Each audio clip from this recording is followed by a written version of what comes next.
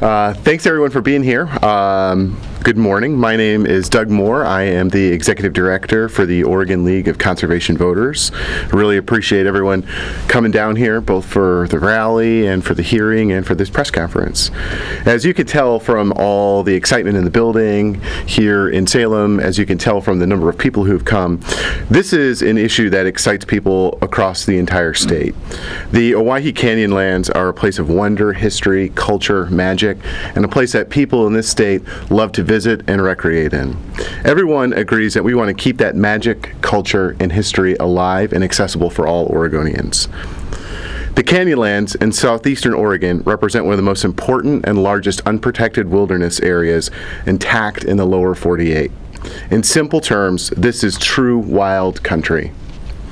While the area spans more than 3 million acres, the Owyhee Canyonlands Conservation Proposal seeks to protect 2.5 million acres of these public lands in Malheur County. But when we talk about protecting this, we're not alone as the conservation community discussing this. Oregonians from all walks of life support protecting these canyonlands for future generations. Business owners, farmers, rafters, sportsmen, veterans, faith leaders, and more. We all understand that this is a special place, and it could be destroyed by corporations coming in to drill for oil and gas or extract minerals from these precious areas. But that's not the future that we want to have for the lands. The future that we want to have is people being able to hunt, enjoy the water, raft, fish, take advantage of these wild lands and wild spaces. This support is evidenced in a new poll that we are releasing today that shows a strong majority of Oregonians, not just statewide, but also in the 2nd Congressional District, where the Owyhee lies. They are strongly in favor of protecting the Owyhee Canyonlands. Specifically, 70% statewide and 66% in the 2nd Congressional District support protecting the Owyhee Canyonlands. That's huge. Well, let's talk about that for a second. When we're talking about 70% of the state, more than 65% of the 2nd Congressional District, those are overwhelming majorities.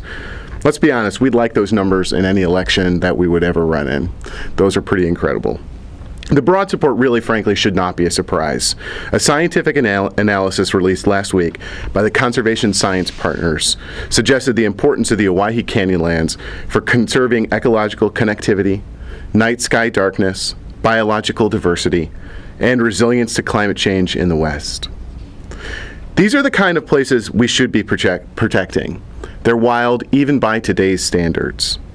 With a changing climate, these are the kind of places wildlife will need to adapt to that changing climate. And we can protect these special lands while at the same time safeguarding historic and cultural sites in our Northwest way of life. It's a win-win. We're calling on our leaders here today to act to protect the Owyhee Canyonlands. This discussion has been going on for decades. The poll makes clear that Oregonians want to preserve this special place for future generations. The time to act is now.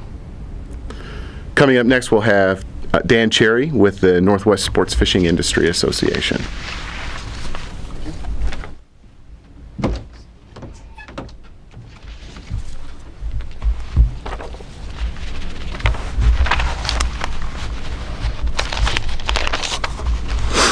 Hi everyone, my name is Dan Cherry. I'm with the Northwest Sport Fishing Industry Association, NSIA, as it's much easier to pronounce.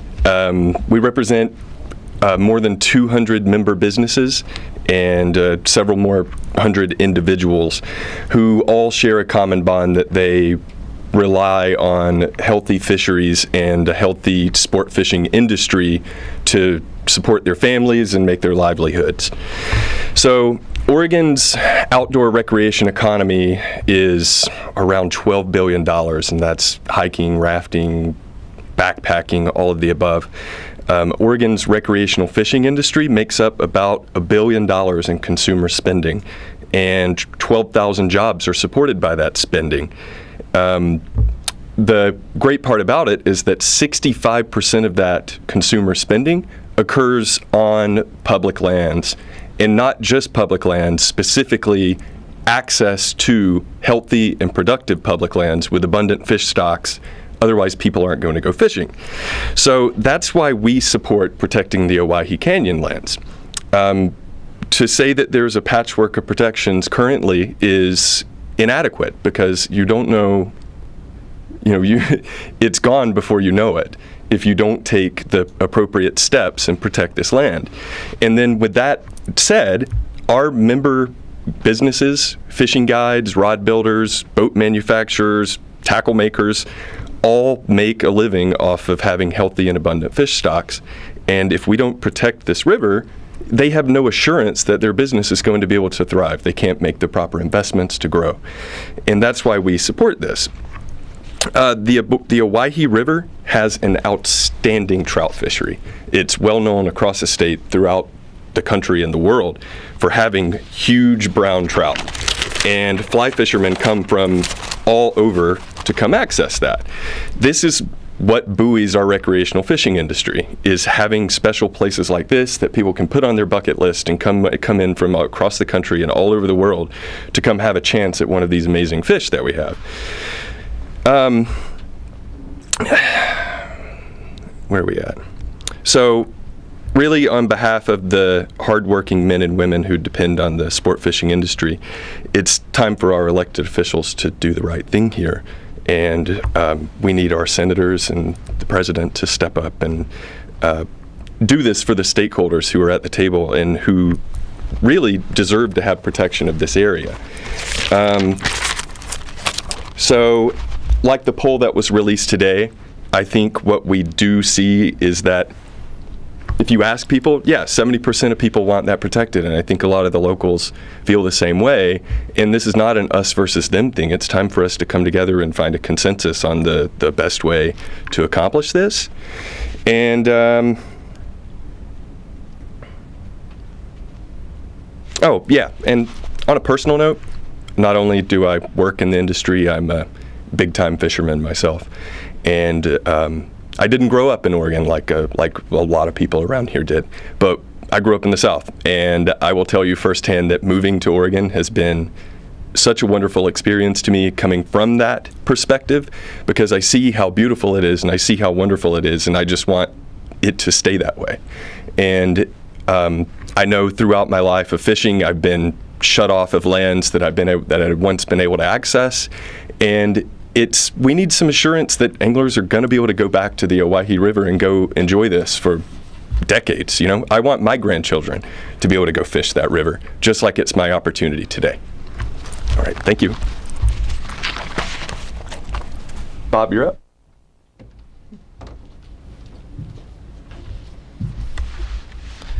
Good morning. My name is Bob Reese. I'm with the Association of Northwest Steelheaders and also a 20-year professional fishing guide in the state of Oregon. I'm a sixth-generation Oregonian that has every intention on forever hunting and fishing the Owyhee Canyonlands. The poll results that you see from today affirm a discussion that's been going on for decades all over the state among Oregonians from all walks of life. Oregon's Owyhee Canyonlands is a world-class area that deserves to be protected for long term. It's got clean, fish-filled rivers, some of the best intact wildlife habitat left in the lower 48 states, and spectacular canyons. Idaho protected its Owyhee Canyonlands in 2009. Let's get it done now for Oregonians and future generations. Thank you. Julie Weikel.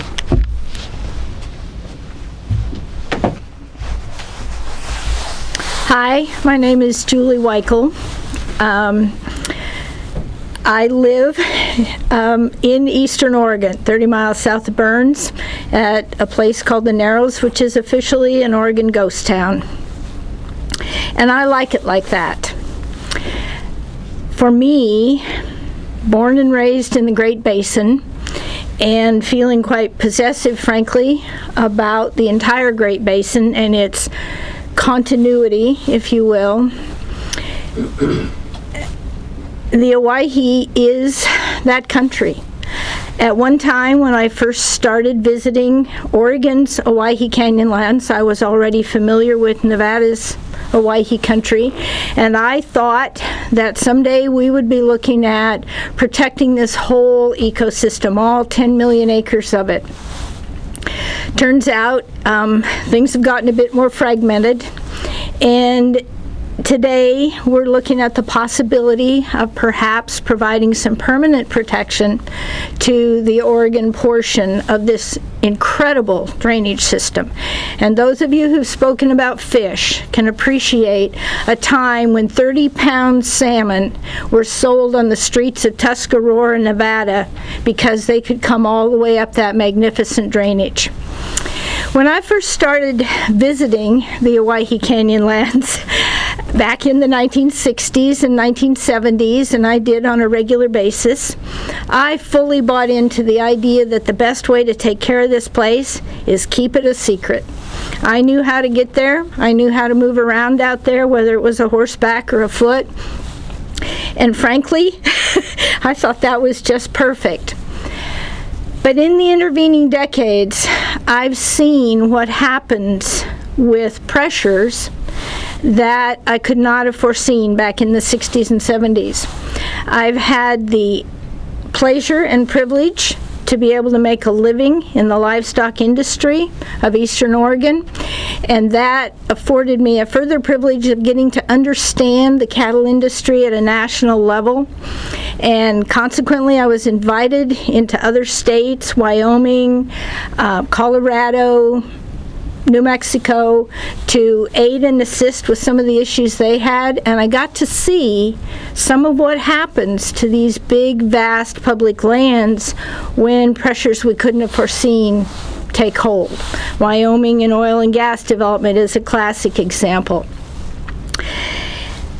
And my interest in the Owyhee Canyonlands, although I have children named after the iconic landmarks out in that country, and grandchildren named similarly, and that has been a blessing and a curse for them, let me tell you. It has to do with the fact that this place is big. It's big in a way that hardly any place else in the United States outside of Alaska can be big. If we want future generations to know what big, intact ecosystems are about, this is one of the few places where we can provide that. You know, the American Indians frequently had a maturation process where they went alone into the wilderness and confronted themselves and their meaning and their definition of life. The Owyhee Canyonlands provides that kind of an opportunity for people. And I happen to think people still need and want that kind of an opportunity. Does that mean that the people who live there don't love it adequately? I can assure you, I've worked with them and they do love that country too. I think that tackling this problem about how to provide permanent protections, and I do mean permanent, we have a whole bunch of layers of protection out there, and these are all kind of at the whim of whatever government change happens to come along next. But the point was made today, well, and appropriately, that aside from the wild and scenic river designations, and believe me, I think there are some more sections of the Owyhee River that should be wild and scenically designated, we don't have in place the kind of permanent protections that guarantee that the size of this landscape stays intact. And we could talk about other species besides ourselves who need big, intact ecosystems, because that's certainly true. But humans need them too, I would suggest. So this is country I know and love well. My granddad's cavalry remount horses ran in this country. My mother began her lifelong teaching career right down there in the edge of the Owyhee Canyonlands on the Nevada border, Oregon side. And those roots go deep, but I'm pretty sure today that if I had discovered the Owyhee Canyonlands even later in life, I would still feel this kind of devotion and loyalty to that landscape. Thank you.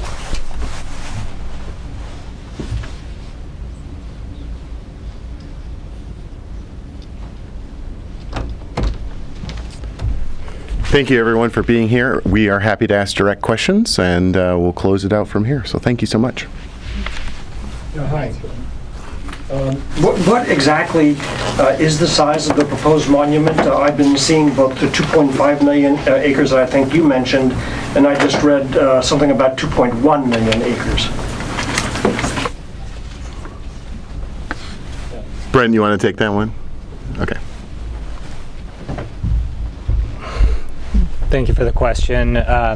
What actually the conservation community is proposed as part of the Owyhee Coalition is a 2.5 million acre national conservation area.